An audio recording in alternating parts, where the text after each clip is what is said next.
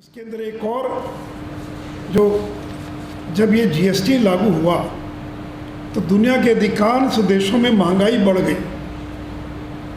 और लोग डरे हुए थे, हम लोग भी डरे हुए थे कि जीएसटी आया तो महंगाई बढ़ेगी, चीज़ों का दाम बढ़ेगा। लेकिन भारत अकेला देश है जहाँ जीएसटी आने के बाद चीज़ों का दाम नहीं बढ़ा। बाकी तो जो दाम बढ़ता है वो तो ठीक है कि उत्पादन मूल्य बढ़ेगा, समय के अनुसार बढ़ेगा, लेकिन टैक्स के कारण जो दाम बढ़ता था तो महंगाई नहीं बढ़ी, फिर टैक्स पर टैक्स लगता था। ये नहीं होना चाहिए। यानी अगर 100 रुपये का सामान है तो 100 रुपये पर 10% टैक्स लगा, 110 रुपया, ठीक है। लेकिन 100 रुपये पर भारत सरकार ने लगाया 10%, 110, उस 110 पर फिर आपने लगा दिया।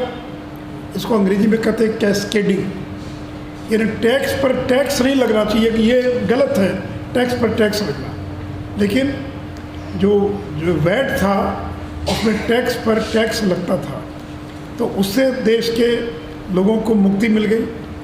उसी प्रकार मित्रों, जैसे मैंने बताया कि देश के हर राज्य में अलग अलग कानून था, अब पूरे देश का एक कानून हो गया। अब सोचिए ये कोई सामान्य काम है क्या?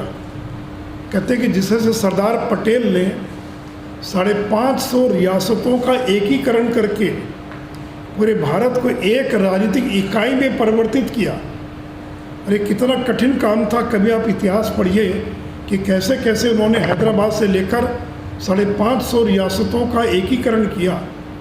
उसी प्रकार देश के इतने राज्य और यूनियन टेरिटरी, सबके अलग अलग कानून, सबके अलग अलग टैक्स रेट्स, सबके अलग अलग एग्जेम्प्टेड लिस्ट, सबका थ्रेशोल्ड लिमिट अलग अलग, उन सबों को मिलाकर पूरे देश में एक देश एक कर की प्रणाली विकसित करना, देश के सभी राज्यों को तैयार करना। कहीं सीपीआई की सरकार, सीपीएम की सरकार थी, कहीं कांग्रेस की सरकार थी, कहीं बीजेपी की, कहीं ममता बनर्जी, कहीं किसी और की।